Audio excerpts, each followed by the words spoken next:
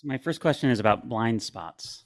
Blind spots. Yes. Do you mean metaphorically or physiologically? Metaphorically. Yes. I've created negative experiences. How exciting. Why? I'm not sure. Sure you are. Um, Don't you understand the motivational mechanism as we have described it? Would you like us to explain it again? Please do. All right. Please understand again what we are describing here is a mechanism. It's physics. This is how it works. Yes? All right. All of you have a motivational mechanism. It means without fail, immediately, instantly, automatically, no exceptions. You always choose in the direction you believe serves you best. Always. You always move away from what you believe does not serve you. Always. That means if you can see that you're choosing things that don't serve you, the only reason that can happen, if you understand the motivational mechanism, is because you must have a belief attached to things that make them seem like they serve you when they don't. So you need to find out what definition would you have attached to your motivation to make you choose something you know doesn't serve you, because the only way you would choose it is that you've made it seem like it does, better than the alternative. When you can discover what that belief is and identify it consciously, you will see it makes no sense. As soon as it makes no sense, you will drop it. Then your motivational mechanism will turn in the opposite direction, and you'll start choosing things that actually are to your benefit, because you have identified why you were choosing something that wasn't, because you were making it appear as if it was. That's how it works. I think I was creating the negative experiences to call my attention to that you just said. Yes. Yeah. So what did you get out of doing that? Well, I got greater awareness. Well, then it served you in that way. Yeah.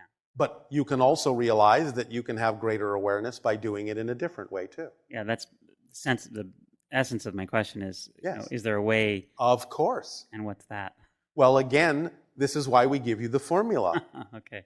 Because the formula is all-inclusive and gives you and brings you, through synchronicity as the organizing principle, every single relevant experience you need in life to learn what you need to learn, to be more of who you are. It leaves nothing out. It's a complete kit. Go to your dictionaries and look up the word complete. It leaves nothing relevant out. So follow the formula. Again, we cannot say this enough. We are not sharing these principles and these ideas with you because they are a nice philosophy, although they are. But they are not just a philosophy. That's an actual description of how existence works. We're literally giving you an instruction manual no different than if we were to hand you an instruction manual to operate a piece of machinery. If you follow the instructions, the machine will work as advertised to your advantage. If you don't, the machine may work, but maybe to your disadvantage. You may injure yourself because you're not following the instructions. So the formula, acting on your passion to the best you can, with no insistence, no assumption as to the outcome, opens up the kit that contains the tools: driving engine, synchronicity is the organizing principle, the path of least resistance, path that connects you to all other forms and expressions of your excitement, leaves nothing out that's relevant for you, the reflective mirror that reveals what is out of alignment so you can bring it back into alignment. It supports you in whatever way, shape, or form you need to be supported to continue to act on your excitement, and then remaining in a positive state no matter what happens, because you understand it doesn't matter what happens, it only matters what you do with what happens. That's the entire instruction manual. There are no more instructions. The end. Thank you. Now, we can go on and on and on, as we have for 35 of your years, about delineating and exploring and fleshing out and getting into the details more and more deeply, more and more clearly about each of those points in the instruction manual, but there are no more instructions. So everything we do is just a clarification of the instructions we've already delivered. So if you just understand that that literally is a description of the structure of existence, and it is an instruction manual for how reality works, and you use the instructions, the machine will operate as advertised to your advantage. If you don't, then you're swimming upstream, you're resisting the flow. You might injure yourself, you might have negative experiences that you don't prefer because you're not following the instruction manual you were given. Simple as that. Does this make sense? It does. It does. Oh, thank you. And I have a clarifying question actually. Yes. About one piece. So sometimes recently I've been very, very afraid.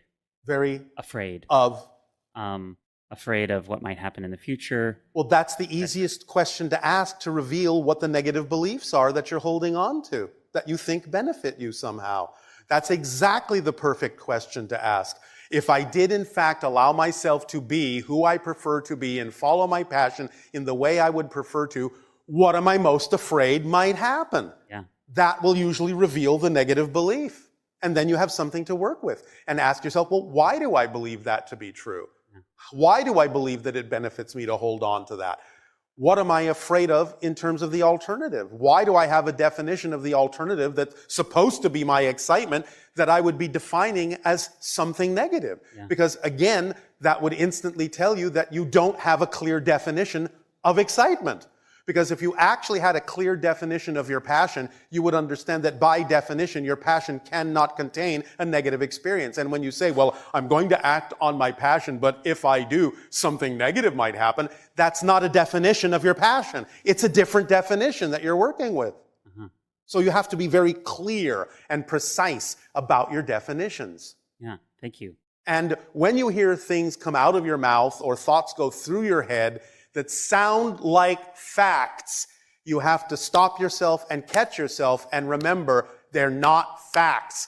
They're just opinions, perspectives, and beliefs, and they can be changed. Yes? Yes. Because when people on your planet say, well, everyone knows how difficult that is, no, they don't. It's not a fact. It's a fact that you believe it, but it's not an empirical fact unto itself that things have to be a struggle.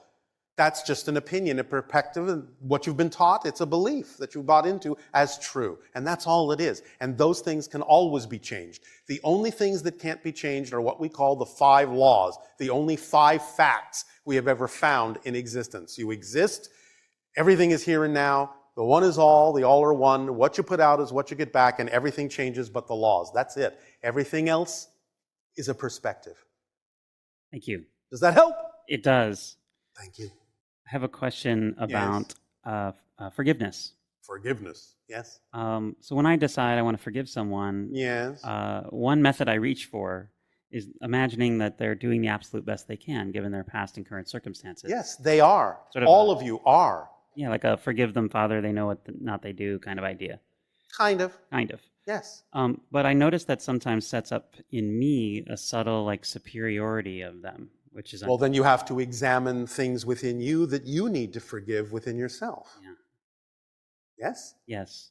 I was going to ask, the question is, what is there a frame of reference I could use for forgiveness that wouldn't lead me down that path as much? Or is it just the one that you just said to forgive myself? Well, again, you understand that some people may simply never have been taught the tools they need to express themselves in a more positive way.